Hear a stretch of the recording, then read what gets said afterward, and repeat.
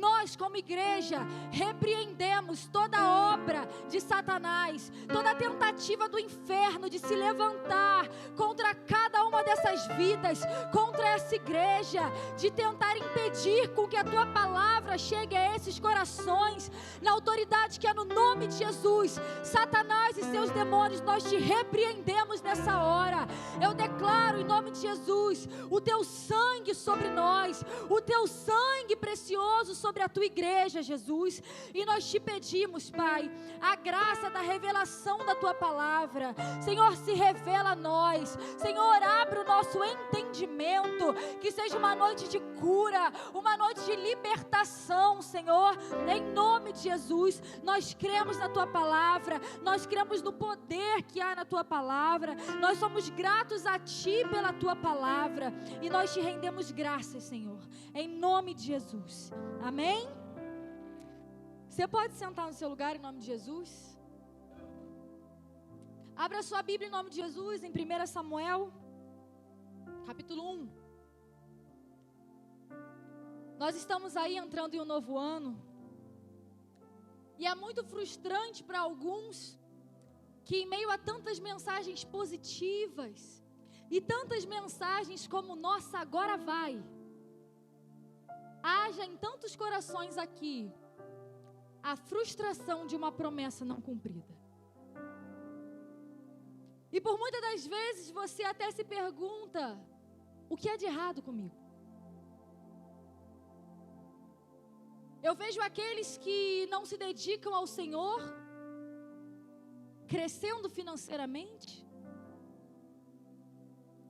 Eu vejo pessoas que têm uma vida fora de princípios, aparentemente com muito mais alegria no matrimônio do que eu. Eu me sacrifico e nada sai do lugar. E eu choro e nada muda.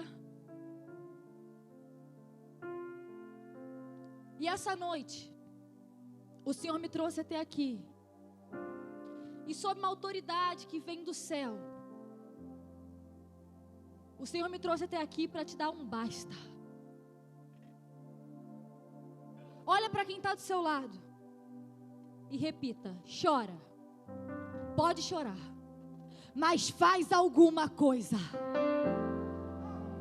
Chora, mas chora obedecendo. A palavra do Senhor diz lá em 1 Samuel que havia uma mulher chamada Ana. E segundo a palavra do Senhor, lá no versículo 5, é dito que a Ana, seu marido Eucana, dava uma porção dupla, porque a amava, apesar do Senhor tê-la deixado estéril. Em outras versões é dito que o Senhor cerrou a madre de Ana. E a palavra diz que porque o Senhor a tinha deixado estéril, sua rival a provocava continuamente a fim de irritá-la. Versículo 7, isso acontecia ano após ano. Sempre que Ana subia à casa do Senhor, sua rival a provocava, e ela chorava e não comia. Eucana, seu marido, lhe perguntava: Ana, por que você está chorando? Por que não come? Por que está triste?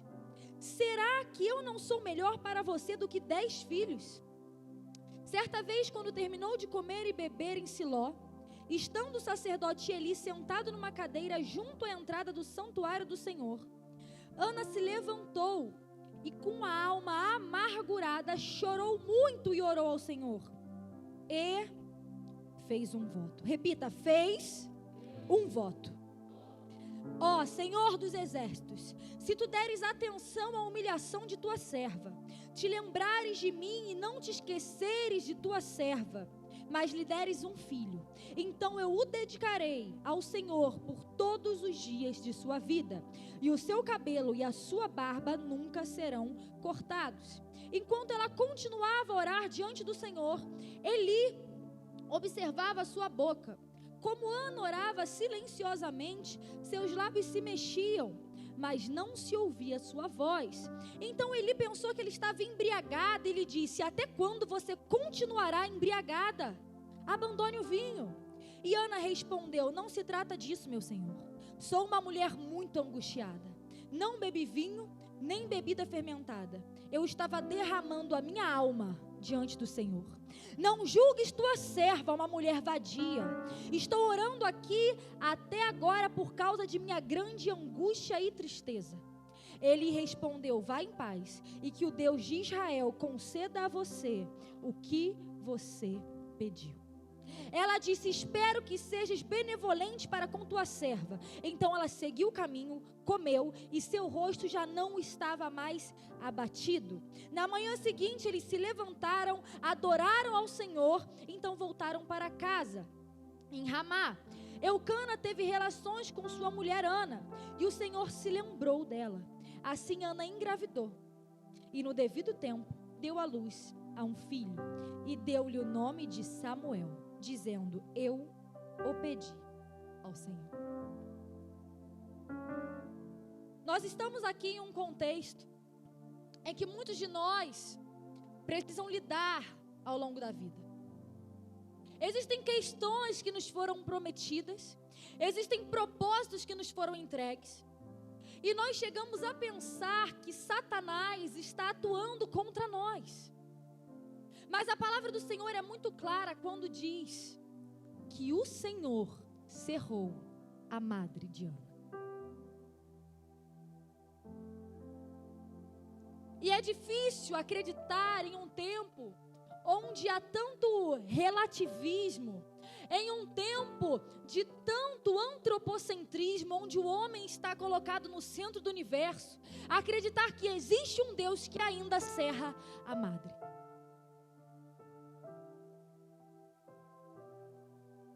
Eu imagino a situação de Ana convivendo com uma mulher, Penina, diante de uma promessa de que em algum momento receberia um filho. Amados, naquele tempo, a mulher estéril era considerada um símbolo de vergonha na sociedade. Não havia para uma mulher maior humilhação do que não poder dar à luz a um filho. E eu imagino essa mulher convivendo ali com Penina, outra esposa de Eucana, e ano após ano, sacrifício após sacrifício, ela aí com aquela expectativa de esse ano vai. A palavra diz que todo ano, ano após ano, Eucana ia até Siló e sacrificava ao Senhor. E eu imagino a expectativa dessa mulher de esse ano vai ser. E ano após ano, Penina provocá-la por ela estar longe de ter um filho. Ano após ano, Penina amaldiçoá-la, falando: Ana, você é estéril. Ele pode até te amar mais, mas eu tenho uma coisa que você nunca vai ter. Porque o que Satanás faz é querer mensurar o amor de Deus por você através de coisas. Eu vim do candomblé, até os meus 18 anos eu fui candomblecista. E eu posso te dizer que se você deseja receber algo, você não precisa estar na igreja, não. Porque o diabo também dá. Mas ele dá com uma e depois tira com as duas. E o Senhor, Ele faz o oposto. O Senhor prefere não te dar e te ter. Satanás pode te dar sem limites para te prender, porque ele não está interessado na tua alma. Mas o Senhor prefere que você se rebele contra Ele, mas aprenda a ser filho, do que receba tudo e o adore, mas sem saber quem Ele de fato é. A palavra de Deus diz que uma mulher chamada Ruth cai por uma casualidade no campo de Boaz. A palavra diz que essa mulher, ela não conhecia o Deus de Israel. E através do seu marido, ela passa a conhecer a Deus. O tempo passa, E o marido dela morre. E ela continua andando com sua sogra, Noemi. E Noemi fala: Ruth, sai. Volta para o lugar de onde você veio. Volta para a tua família. Volta para os teus deuses. Porque eu já não tenho nada para te oferecer. Meu filho morreu. Seu marido morreu. E aí eu acredito que existe na palavra uma das maiores declarações de conversão mais lindas. Que ela diz o seguinte: onde fores irei, onde estiveres estarei. O teu Deus, o meu será. Ela não tinha absolutamente nada, mas ela tinha Deus. Você pode não ter hoje tudo que você quer, mas você tem tudo e muito mais do que você precisa. Você só precisa de um pão, de um copo d'água, e o Senhor exagerou sobre a tua vida, e Ele te deu o que vestir, Ele te adornou, Ele encheu a mesa da tua casa. E você pode até não ter tudo o que quer, mas o que você tem é muito melhor do que você precisa.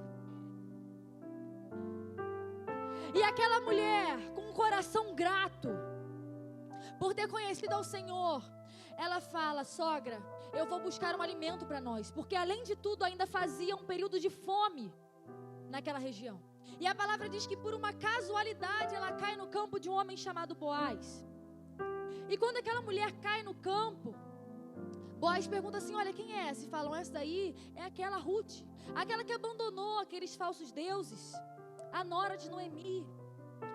E ele diz: olha, eu bem tenho ouvido sobre ela. Deixem que as sementes caiam, deixem que os frutos caiam. Por quê? Porque existia uma lei judaica que ordenava que todo o fruto, toda a colheita que caísse no chão deveria ser deixada ao chão. Isso é dito lá em Levítico. Deve ser deixada ao chão para o viajante e a viúva. E aí ele fala o seguinte: olha, já tem no chão, mas eu quero mais do que isso. Quando ela estiver colhendo, soltem a mão e deixa cair no chão. Vai derramando no chão. E apesar da abundância, a palavra do Senhor traz a quantidade exata que Ruth consegue carregar com ela para levar a sogra. Sabe o que isso quer dizer? Existe para nós, existe no reino, existe da parte de Deus muito disponível. Mas existe uma medida exata que nós suportamos carregar. Ruth não saiu dali carregando tudo que estava ao chão. Ela saiu dali carregando o que ela poderia suportar sem se quebrar ao meio. Deus não tem dificuldade em te dar. É você que tem dificuldade em receber sem se quebrar ao meio. Você hoje pode não ter tudo o que você quer, mas você tem tudo que você tem caráter para suportar receber sem se quebrar ao meio. Você tem tudo.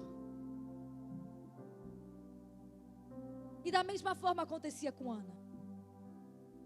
Imagine a situação de Ana olhando para a cara de Penina e falando: eu vou gerar e eu vou esfregar na cara dela que eu gerei. Ah, mas eu vou. E quantas vezes nós começamos a lidar com as promessas de Deus de maneira egocêntrica? Deus vai cumprir, você vai ver, eu vou calar a boca de todo mundo. Só que enquanto Ana fazia birra, não comia. Ah, eu não vou comer. Ah, eu vou chorar. Eu vou esfregar na cara de Penina. Sabe o que aconteceu? Nada. Porque Deus não te promete algo para a sua glória. Deus te faz uma promessa para te dar o privilégio de participar da obra para glorificar o nome de Cristo. E aqueles que não vivem para a glória de Deus não têm autoridade para reivindicar promessa de Deus. A palavra de Deus diz que é chegado o momento em que houve um ano em que Ana fez diferente. Durante todos os anos ela chorava, não comia, era uma vítima. E o Senhor me trouxe até aqui para te dizer que Ele não tem vítimas. Deus não tem pena de você, sabe por quê? Porque sabe quando a gente tem pena? A gente tem pena do que a gente não pode fazer nada para mudar. E Deus tem todo o poder para reverter a tua história. Deus tem todo o poder para entrar hoje na tua casa e mudar a história da tua família. Basta um dia do favor de Deus. Então Deus não tem pena de você, porque quem sente pena somos nós, que olhamos e falamos: meu Deus, que pena. Como eu queria poder fazer alguma coisa. Deus não tem pena porque tem poder. Quem tem pena é quem não tem poder para resolver. E Ana estava ali sob aquela situação que já não era fácil, porque o Senhor já tinha cerrado a madre. E ainda por cima, muito provavelmente, estava debaixo de uma maldição. Ela dividia teto com uma pessoa que a amaldiçoava. Você não vai gerar. Você não vai gerar.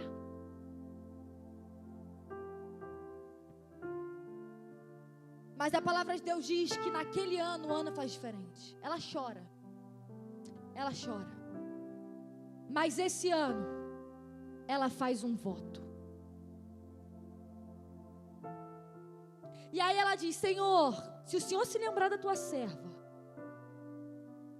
eu te entregarei o meu filho por toda a minha vida. E quando é dito, ele não cortará o cabelo, nem irá parar a barba, isso era um voto de Nazireu que era feito de consagração. Mostrava que aqueles seriam separados para a obra de Deus, viveriam para Deus. E ela diz: aquele que o Senhor me der, vai ser teu. Provavelmente Ana já tinha pedido ao Senhor.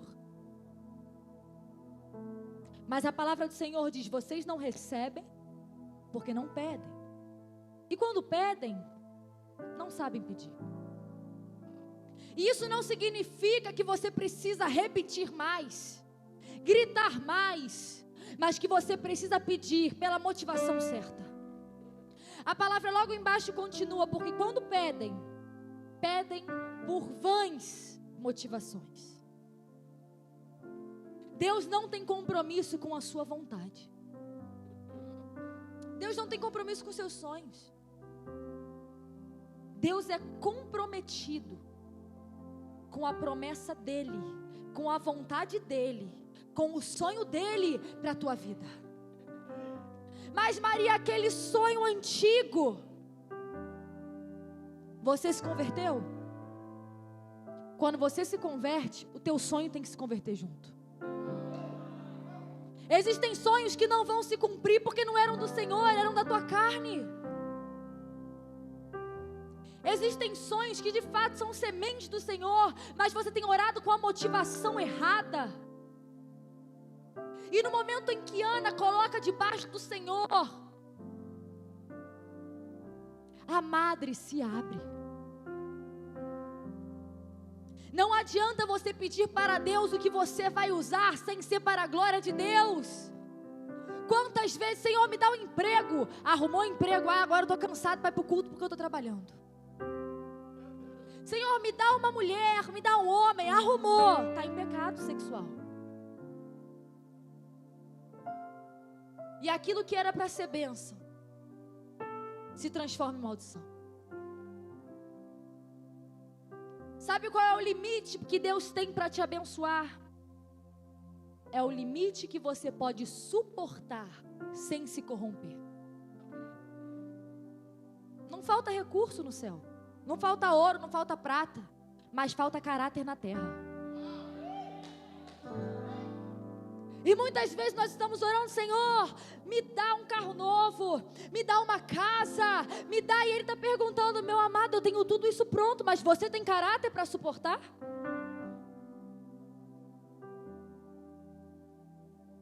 Por isso a palavra do Senhor diz: buscai, pois, em primeiro lugar o reino de Deus e a sua justiça, e todas as demais coisas vos serão acrescentadas. Porque Deus não tem dificuldade em te dar, somos nós quem temos dificuldade de receber. E a palavra do Senhor diz que no momento em que ela faz o voto, ela dedica ao Senhor, ela fala: se eu tiver, vai ser teu.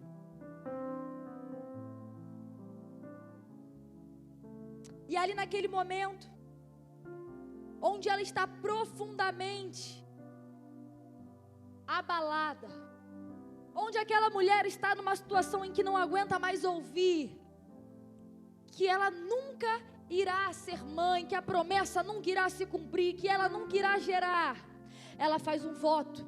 E eu tenho uma palavra de Deus nessa noite para você: nenhuma palavra de maldição contra a sua casa, contra a sua vida, contra o seu ministério tem poder para resistir a um voto com Deus.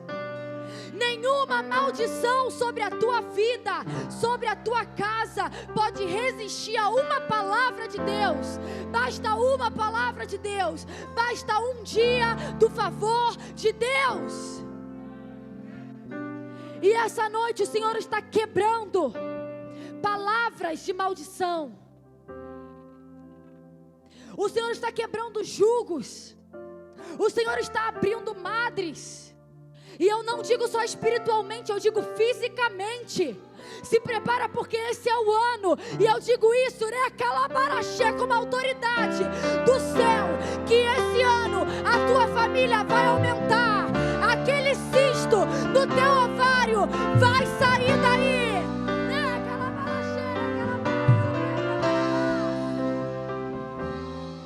Esse ano o favor do Senhor virá sobre a tua casa, sobre a tua família.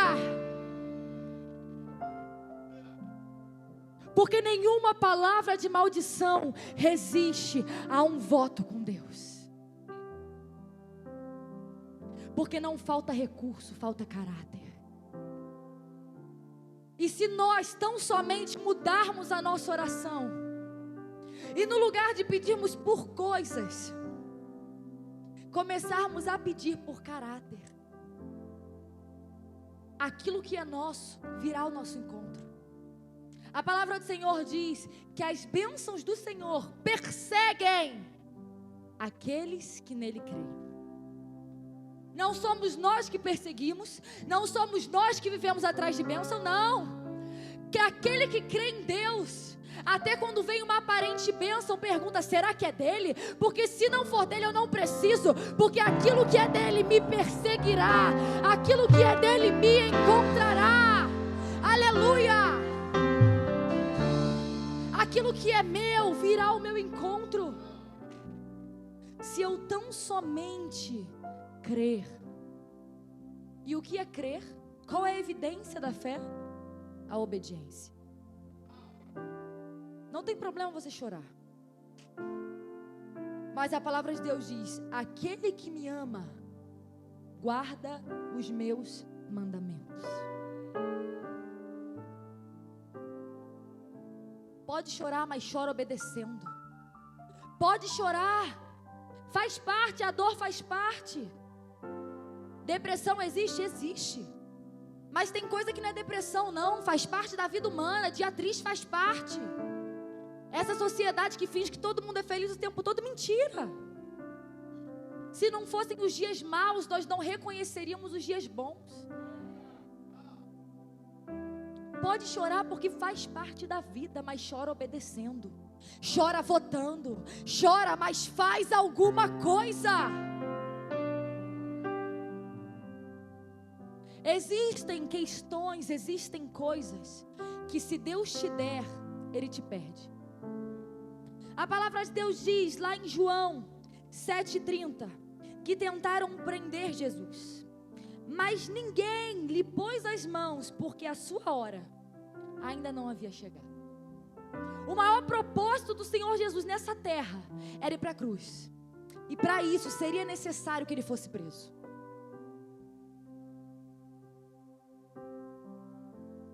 Mas uma exposição antecipada frustra um propósito. Era o propósito de Jesus? Era, mas ainda não era tempo.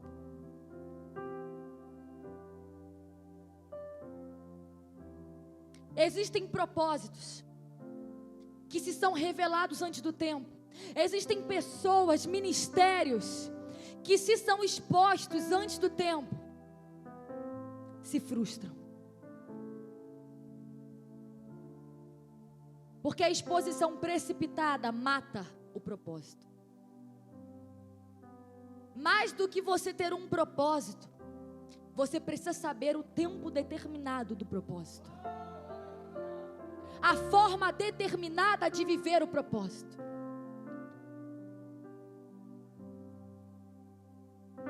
No momento em que Ana entende a motivação correta para orar ao Senhor, ela recebe.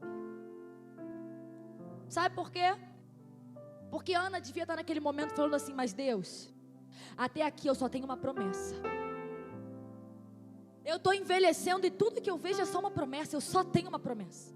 Não tem nada em quem eu possa colocar as mãos.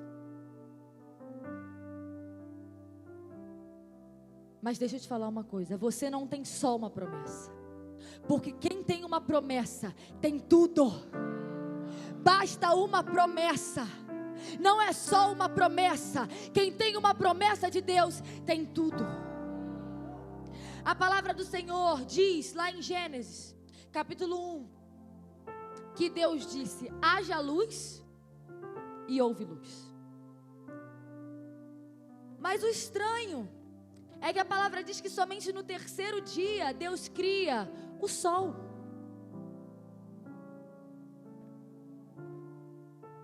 Essa luz que o Senhor estava falando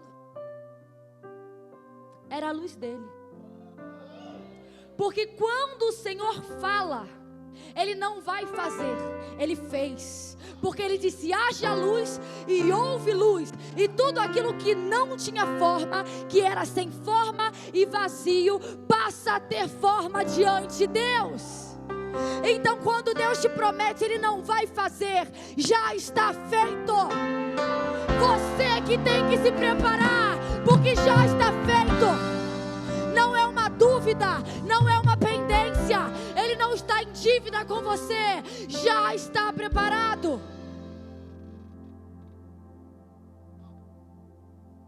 Porque quando Ele diz haja luz, a palavra não diz haverá luz, a palavra diz houve luz. O Senhor não tem uma divisão entre aquilo que Ele está pensando em fazer, aquilo que Ele está dizendo que fará e aquilo que Ele fez. No momento em que Ele pensa e Ele fala, já foi feito. O mundo foi criado através da palavra. E o Senhor está dando uma ordem para que esse ano você entenda que sobre a tua língua tem poder de vida e de morte. Poder para gerar e poder para matar. Poder para abençoar ou amaldiçoar. Comece você sendo um profeta na tua casa. Não espera Deus levantar profeta. Comece a profetizar. Comece a declarar palavras de bênção. Porque a palavra cria e a palavra também destrói. O Senhor me trouxe até aqui para te dizer: eu não tenho pena de você. Eu não estou em dívida com você. Não adianta fazer bico. Não adianta dizer que perdeu a fome, que perdeu a fé. Deus não cria filho mimado. Deus cria filho obediente. E se você não aprendeu a obedecer em casa, você vai aprender a obedecer com Deus.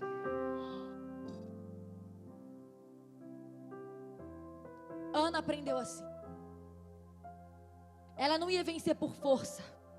Ela não ia vencer por violência. Mas ela simplesmente entregou ao Senhor e falou: se for teu, a ti eu vou devolver. A palavra do Senhor diz que aquela mulher orava tão amargurada, a ponto de já não terem mais palavras. Ela havia chegado ao nível de já não ter mais o que orar a Deus. Ela já não sabia mais o que pedir a Deus, porque o vocabulário já tinha sido esgotado. As petições já tinham sido esgotadas, a ponto do sacerdote olhar para ela e falar assim: minha filha, quando é que você vai parar de se embriagar? Porque muitos que têm uma promessa de Deus, quando estão vivendo aquele período que antecede o parto, muitos olham e falam: ih, desviou. Muitos não entendem a dor da promessa, porque o filho não só nasce, ele é gerado. E quanto mais perto está dele vir ao mundo, maiores são as contrações, maiores são as dores de parto. E quem está de fora não entende e fala: ih, isso daí, crente não tem esse problema não. É o diabo, está abrindo brecha, é o diabo na tua casa, está se desviando, está se embriagando. Só que sabe qual é o grande ponto aqui? Sabe por que Eli acha que Ana está embriagada? E Ana responde: olha, você não me tenha como uma vadia. Porque a palavra de Deus diz que esse homem, Eli, ele tinha 2 filhos chamados Ofni e Finéias. E esses que deveriam ser sacerdotes do templo, estavam ali roubando a comida da casa de Deus, se deitando com mulheres. E eles sim tinham uma vida vadia. Muitas vezes quando as pessoas olham para você, elas falam da tua vida o que na verdade acontece na delas. Elas entendem que você está passando a realidade delas. Então deixe elas falarem, porque as pessoas enxergam como são. As pessoas enxergam o que vivem. Porque isso é tão forte, que naquele tempo o sacerdócio era uma linhagem. Não era qualquer um que podia chegar e ser sacerdote no templo, não. E a palavra do Senhor diz que enquanto Ofni e Finéias tinham uma vida promíscua, viviam como ímpios, aquele menino, Samuel, o filho de uma mulher improvável, crescia no templo.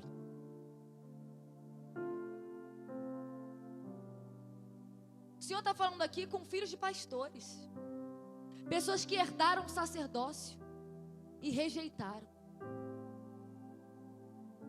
Sabe o que isso quer dizer? A obra de Deus não vai parar porque você rejeitou o maior dos serviços. O que vai acontecer é que Deus vai levantar outro, o improvável, o filho da estéril, aquele que ninguém acreditou que teria um propósito, aquele que achava que já estava morto, que nunca ia nascer, e vai colocar no teu lugar.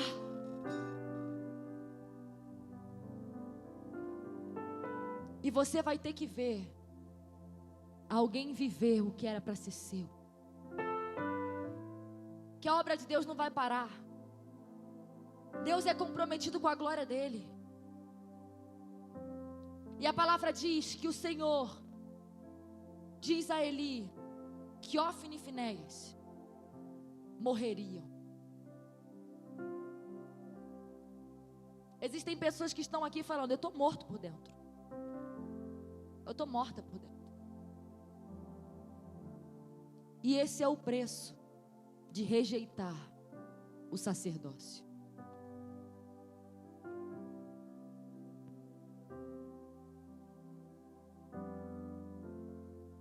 A palavra do Senhor diz que essa mulher, Ana,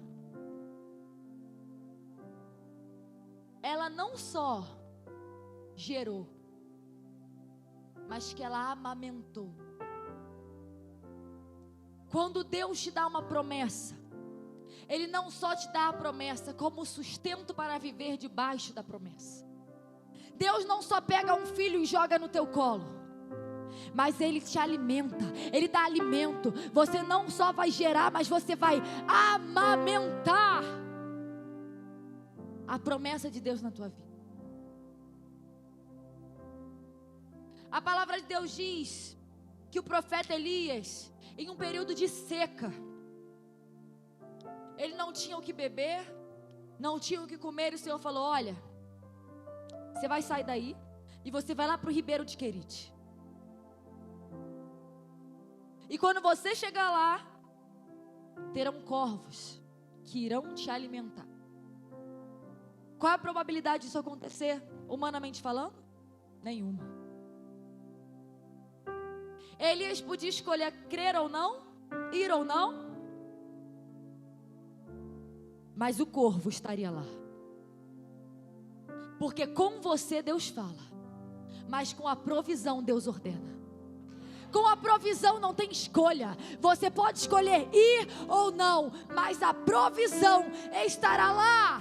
Porque com você Deus fala, mas a provisão Deus ordena. A provisão tem que se submeter à palavra. E é dito que aquela mulher diz o seguinte: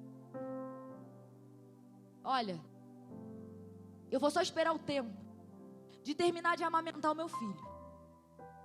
E quando eu desmamá-lo, eu vou levá-lo lá para a casa do Senhor, para que lá ele more para sempre.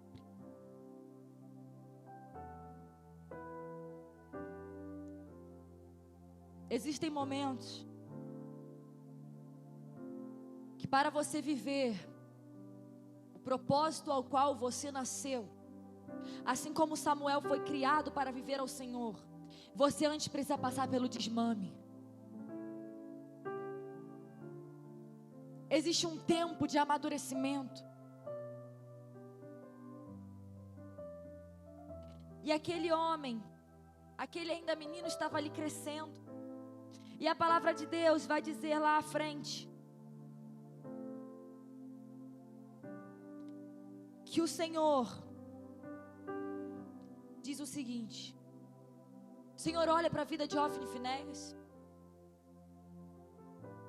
Ele se entristece com o que Ofni e Finéias estavam fazendo. Ele está decidido a matar Ofni e Finéias. E a palavra do Senhor diz assim: o pecado daqueles jovens era muito grande. Mas Samuel, contudo, ainda menino, ministrava perante o Senhor, vestindo uma túnica de linho, e todos os anos a sua mãe fazia uma pequena túnica.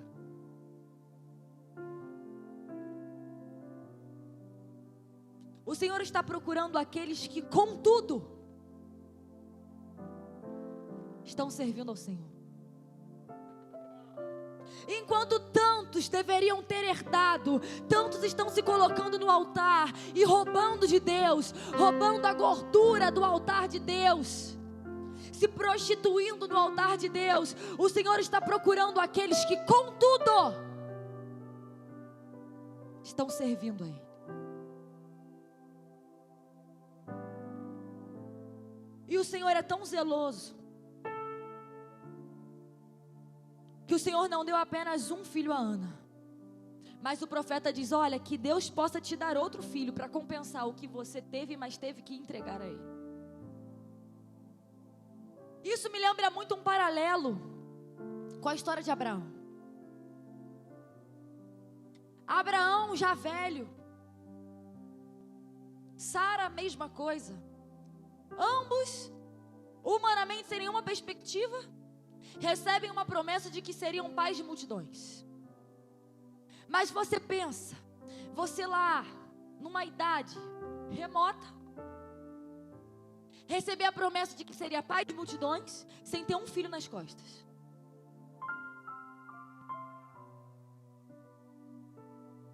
Nós da nossa carne vamos falar: o Senhor está brincando comigo. Como eu vou ser pai de multidões se eu não tenho um? E ali Abraão começa a dar um jeitinho. Ele começa a tentar dar uma mãozinha para Deus. Ele começa a bolar estratégia, porque ele fala, está demorando muito. Eu vou pegar, eu vou me deitar aqui com a nossa serva, e aí eu e você criamos, Sara. E ali é dito na palavra que começa a existir uma grande rivalidade na casa, porque a mulher que era serva começa a se sentir senhora sobre a que era senhora. Porque existem situações que quando Deus promete e você tenta fazer o papel dele, você o atrapalha mais do que ajuda, e você tem que lidar com as consequências. Há questões que hoje você está lidando na sua vida que não é porque você é desviado, não. Não é porque Deus esqueceu de você, não, mas são as consequências da sua precipitação. Da precipitação de Abraão, nasce Ismael. E o Senhor fala, legal, mas esse não é o herdeiro da minha promessa. Porque não fui eu que gerei. Esse é o filho da minha permissão, não da minha vontade. Mas se Deus permitir, quem vive em permissão não é filho. Filho vive vontade. Não é se Deus permitir, se Deus quiser, se Deus determinar, eu vivo. Se não, amém. O tempo se passa e finalmente nasce o filho da promessa, Isaac. Isaac nasce quando Abraão poderia pensar, meu Deus, agora foi. Ele fala, agora você sobe. Sobe o monte e me sacrifica o teu filho. Você acha que Abraão sobe o monte sorrindo? Alegre, contente, uma gratidão.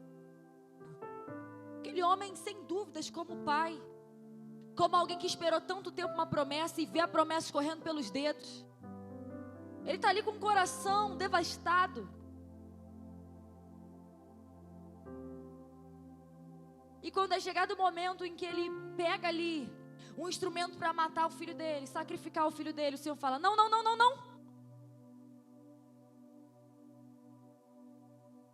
Eu só queria ver até onde ia a sua fidelidade. Quando Deus pede Isaac, ele não queria Isaac, ele queria Abraão. Muitas vezes você aparentemente está perto ali, você recebe algo que o Senhor disse e você de repente vê escorrendo pelos dedos. Você não entende o porquê. Será que o profeta se enganou? Será que eu ouvi coisa da minha cabeça? Mas naquele momento, tudo que o Senhor queria era saber se Abraão amava a promessa ou o Deus que prometeu. Se Abraão era servo da promessa ou do Deus que prometeu. Porque quem não tem caráter para entregar não tem caráter para entregar uma multidão. Quando eu tiver, eu vou ser dizimista. Mentira. Se você é sem caráter no pouco, você vai ser sem caráter no muito. Se você não oferta no pouco, você não vai ofertar no muito. Mas se você é fiel no pouco, você será fiel no muito.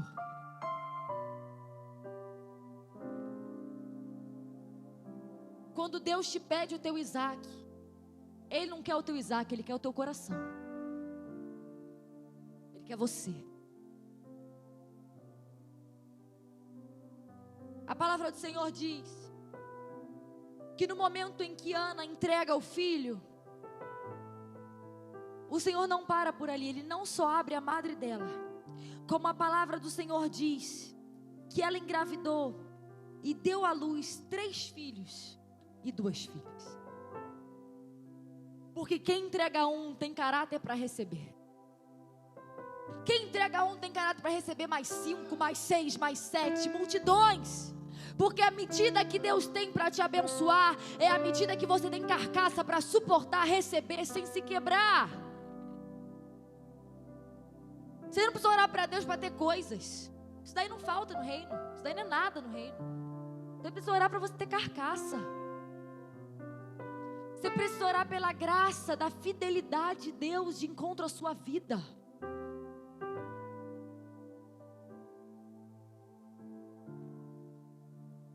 A palavra do Senhor diz que havia um homem chamado José. E esse homem foi lançado na cova, no poço. Porque a palavra diz que ele revelou aos seus irmãos 2 sonhos que ele teve. E a palavra do Senhor diz que ele tinha 17 anos. É como se fosse ali um relato de um homicídio. Como quem diz, olha, ele era tão novo, mas tão novo, não era tempo ainda de ir para a cova. A cova é algo que nós temos que lidar se Jesus não voltar antes, no fim da nossa vida.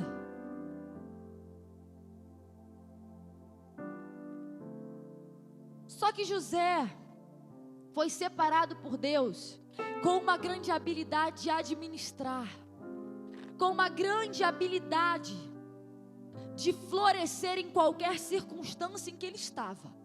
E por isso ele era considerado uma ameaça. Seus irmãos tinham ciúme porque enxergavam um potencial diferenciado na vida de José.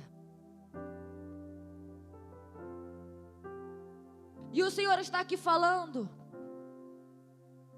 que existem covas que são abertas precipitadamente, antes do tempo na vida de todos aqueles que são considerados uma ameaça ao inferno. Não é tempo de lançar esse ministério para a cova. Não é tempo de lançar essa família à cova. Não é tempo de lançar a sua fé em Deus na cova. E no fim de tudo isso, depois de toda a humilhação que José passa, ele se torna governador não só do Egito, mas do mundo. Porque somente o Egito tinha comida. E numa época de fome, quem é rei é quem tem comida. E o mundo inteiro, segundo a palavra, ia até o Egito para ter o que comer. E o faraó tinha dito, José, aqui está o anel de selo, o anel que selava todo documento oficial de ordem, que somente o faraó tinha autoridade para determinar. Ele falou, está na tua mão. Ninguém levanta um braço no Egito sem a sua autorização. E aí os irmãos de José não o reconheceram e chegaram até lá e falaram, olha, nós estamos com fome. Depois de terem lançado José na cova, terem vendido ele como escravo, eles aparecem lá e nem sequer reconhecem José, porque José já havia crescido. Quando eles reconhecem José, quando José se revela, eles pedem perdão, e José fala, não tem problema, sabe por quê? Porque tudo que vocês fizeram, foi Deus me conduzindo até aqui, para salvar vidas. O inimigo pode pensar que está te matando. O inimigo pode pensar que ele terá poder para te permanecer como infrutífero, como estéril. Mas o Senhor está falando que quando Ele quer, até o diabo ajuda. Quando Ele quer, até aquilo que parecia a sua morte, é somente determinado para que você salve vidas. José não chegou até aquela posição para ostentar aquela posição. José chegou até aquela posição. José governou o mundo para salvar vidas. E quem não tem amor por vidas, não tem autoridade para reivindicar a promessa. Porque a promessa é para que vidas reconheçam que todo joelho se dobrará e toda língua confessará que Jesus Cristo é o Senhor. Amados, nós estamos em 2021. A palavra diz que ninguém sabe o dia ou a hora que Jesus voltará, a não ser o Pai. Mas eu tenho a certeza de que agora está mais perto do que estava antes. Mas eu tenho a certeza de que Ele está voltando desde que Ele foi. E quem não vive todos os dias com esse entendimento, não está apto a viver promessas. Promessa é para quem tem princípio. Não por barganha, mas porque a promessa é uma consequência da decisão diária de viver para agradar e fazer a vontade de Deus. Glória a Deus. Glória a Deus por isso. Glória a Deus. Deus abençoe.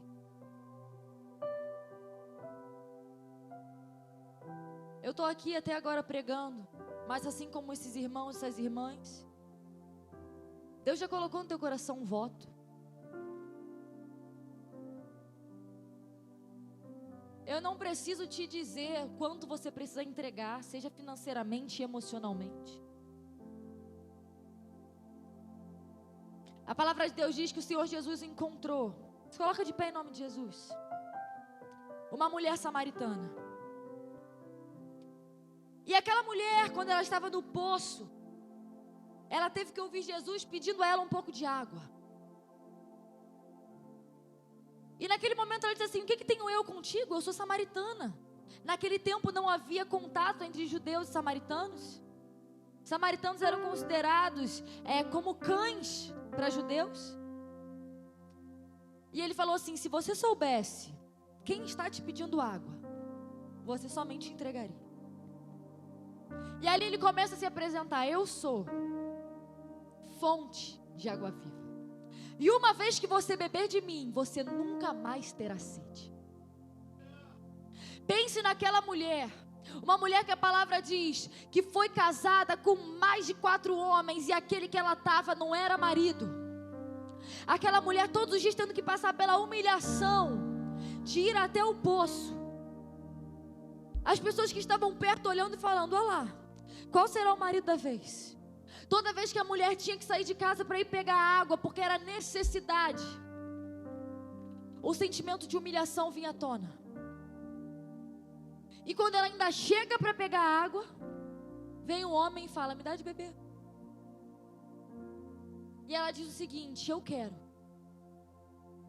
dessa água. E ele diz: você quer dessa água? Então traz aqui teu marido.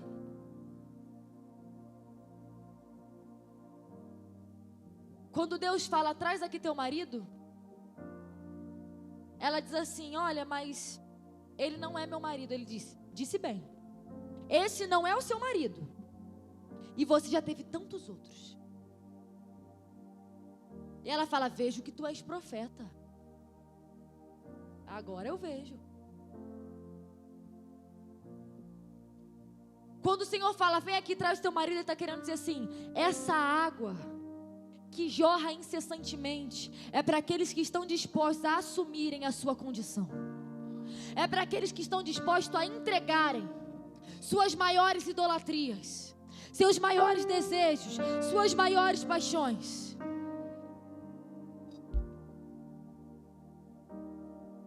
Eu caminho com uma irmã que se converteu. E assim, super correta, mas teve um dia que ela virou para mim e falou assim: Maria, eu reconheço, eu sirvo ao dinheiro. O medo que eu tenho é de um dia eu não ter mais dinheiro. Eu acordo pensando em dinheiro, eu durmo pensando em dinheiro. E um dia o Senhor me deu uma palavra, e durante a ministração eu estava pregando, e no fim ela falou assim: eu hoje fui liberta. O Senhor tocou meu coração e ordenou que eu desse 30 mil à igreja onde eu pertencia lá naquele lugar. Na hora eu mandei mensagem para aquele pastor, perguntando se a igreja estava precisando de alguma coisa. E ele me mandou a foto do teto desabado da igreja. E naquele momento, Maria, eu não queria nem saber quanto ia custar o teto. Porque se o pastor quisesse pegar os 30 mil para ele, usar 5 mil não me interessaria. E a partir do momento que eu entreguei, aquele não era mais o meu Deus. Deus não precisa da tua oferta, é você que precisa ofertar. Deus não precisa do teu voto, é você que precisa votar. Deus não precisa da tua vida emocional, é você que precisa entregar. Sabe por quê? Deus não te pede nada que Ele não possa te dar infinitas vezes mais. Ele pediu para aquela mulher um pouco de água, mas Ele era fonte de água viva. Ele está te pedindo essa noite o teu copo de água. Ele está te pedindo aquilo que pode parecer pouco, mas que é o teu tudo. E Ele está falando: eu só quero um pouco de água, e nunca mais vai faltar na tua vida. Porque a partir de hoje, a tua necessidade não está em comida, em bebida, mas em fazer a vontade de Deus. O Senhor está aqui para libertar a sua vida em corpo, alma, espírito. O Senhor não só deu a vida por você, para que você seja salvo, mas para que você tenha vida, e vida em abundância. Uma vida que glorifique a Ele em tudo. Ele não te deu uma vida de ser crente de domingo. Ele te deu uma vida que você não se enche aqui, mas que você já passa daquela porta cheio, porque a semana inteira você estava com Ele. Segunda, terça, quarta, quinta, sexta, sábado, domingo. É Ele, é Ele, é Ele, é Ele. De segunda a segunda é Ele. E quando você entra aqui, você já não entra mais para receber, você entra para entregar. Você entra para cultuar. Eu gostei do culto, a palavra foi boa, não interessa, o culto não é para você.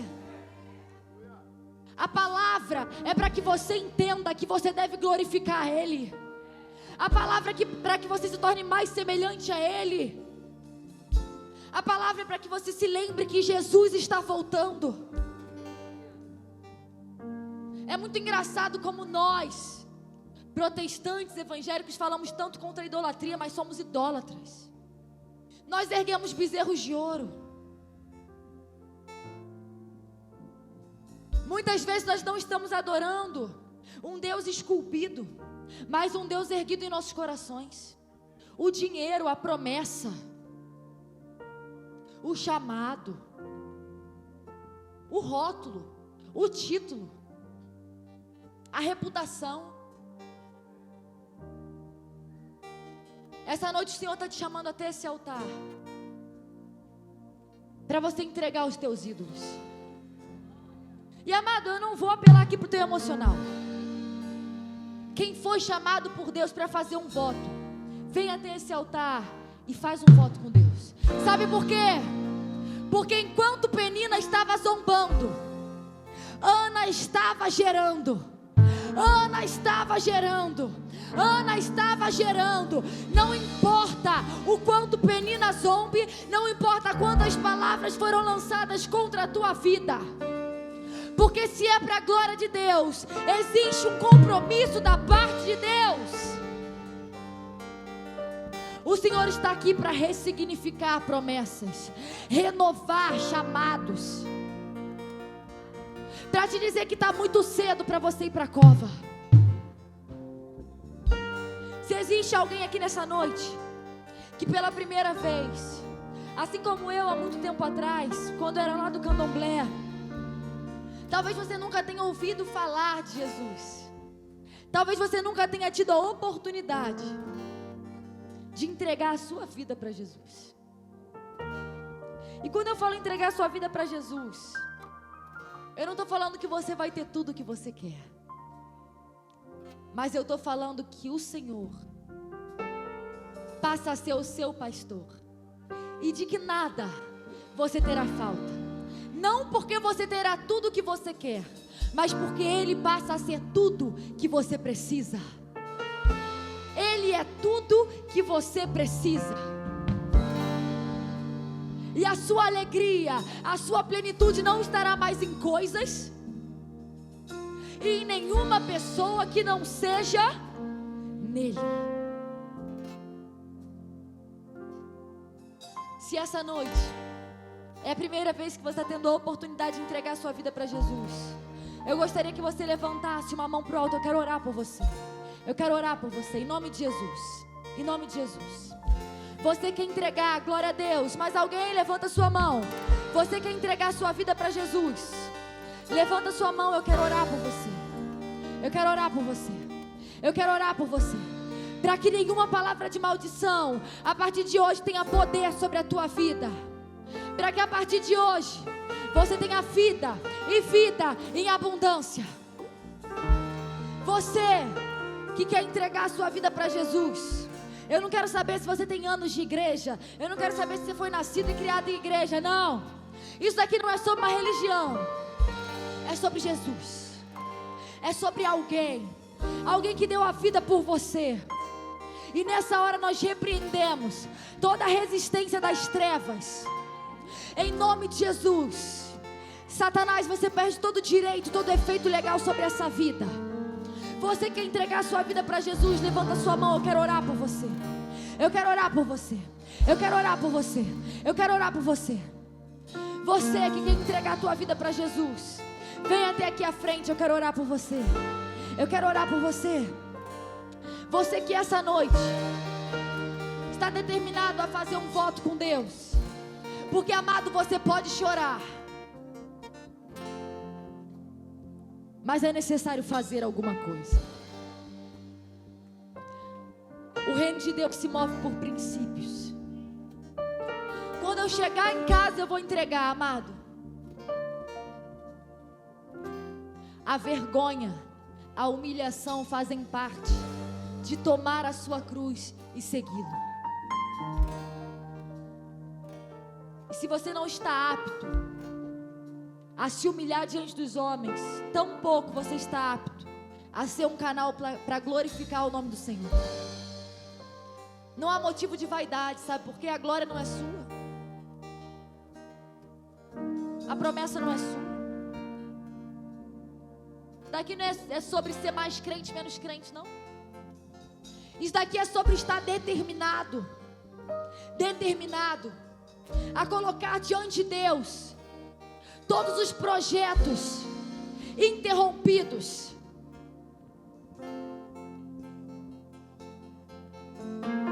Aqui nesse momento não existe maior ou menor, não existe mais tempo de casa ou menos tempo de casa. Somos todos pó e ao pó voltaremos. Essa é uma noite que Deus separou para abrir a tua madre, para abrir a tua madre, para ressignificar o teu propósito, para renovar o teu casamento, a tua aliança, para anular toda palavra de que não tinha mais como. Só resta separar. Minha vida até aqui foi um engano, eu me enganei, o profeta se enganou. Deus está falando, vem até aqui, eu vou ressignificar. Vem até aqui. A partir de hoje, você não só tem uma promessa que envolve bens. A partir de hoje você tem uma promessa que envolve vidas, a começar pela sua. Mais do que Deus querer te usar, Ele quer te ter. E amado, eu estou aqui insistindo porque eu sei que existe uma guerra travada no mundo espiritual. Essa é a tua primícia. Esse é o começo do teu ano. Ele não é digno do teu resto. Ele não quer teu resto, Ele quer teu tudo. Ele quer a tua primeira parte.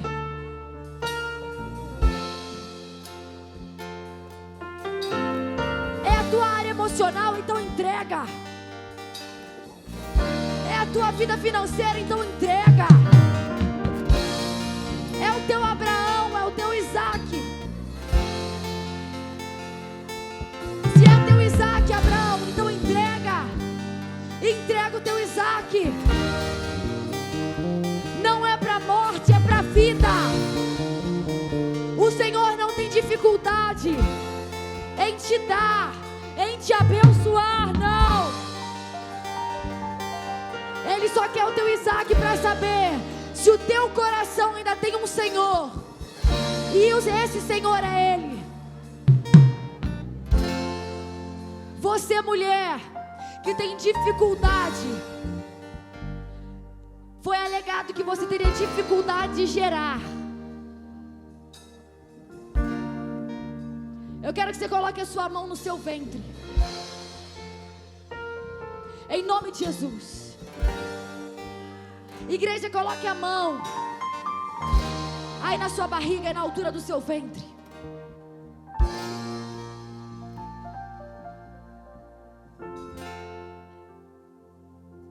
Senhor, em nome de Jesus, nessa hora,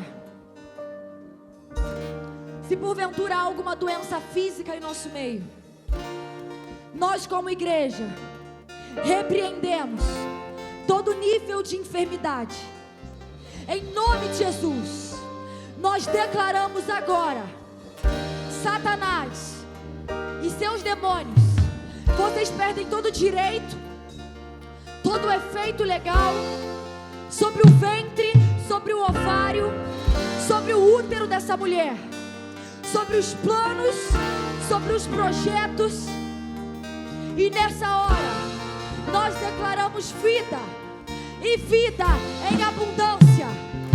Nós declaramos nessa hora a liberação espiritual daqueles que hoje tiveram suas promessas ressignificadas para a glória de Deus, para aqueles que hoje abriram mão de toda a idolatria. Nós como igreja liberamos essa mulher, esse homem, em nome de Jesus.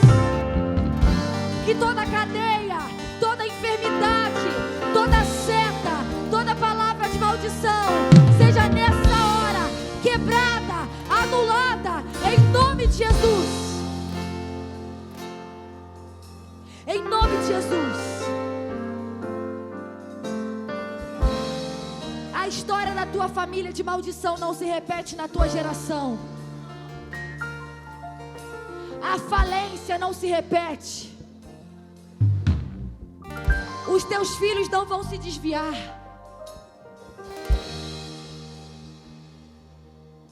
Porque não há palavra de maldição que resista a um voto. Nessa hora, enquanto o louvor estiver sendo ministrado, verbalize, porque a palavra de Deus diz que Deus disse: haja luz e houve luz. Verbalize o teu voto com Deus. Verbalize. Comece a fazer um voto com Deus para esse ano. Pode chorar, mas faz alguma coisa, porque o ano é novo. O ano é novo, mas de nada adianta. Você está aí com o coração endurecido, envelhecido, amargurado. O ano é novo, então renova o teu sacrifício, renova a tua obediência, renova o teu voto. Amado, esquece quem está do seu lado. Não são eles que pagam suas contas, não são eles que dobram o joelho por você. Começa a ser cheio do Espírito Santo de Deus. Seja renovado, seja cheio.